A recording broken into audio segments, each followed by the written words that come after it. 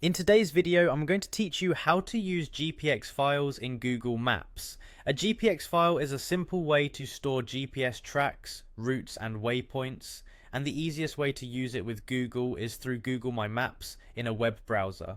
This tool lets you import the file, see the path and share it, or view it later in Google Maps. Start by opening Google My Maps in your browser. If you're not already signed in, sign into your Google account so your map saves to your drive.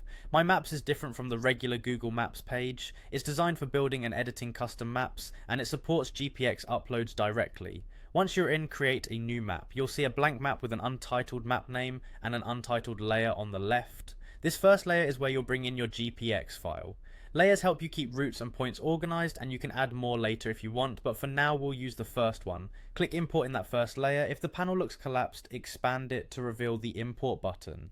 You can drag and drop your GPX file onto the window or click to browse your computer and select it. After you upload, My Maps will process the file. Tracks show up as lines, routes appear similarly, and waypoints appear as points. If your GPX includes multiple segments, they'll be grouped within that layer. With the data in place, customize the map so it's clear and usable. Rename the map and the layer so you'll recognize them later. Click the style icon for your layer or individual items to change colors, line thickness, and icons. Pick a bright line color if you want the route to stand out on satellite imagery. You can also switch the base map style, for example, to terrain if you're planning a hike. If there are extra points you don't need, select and delete them. My map saves changes automatically, so there's no separate save button to worry about.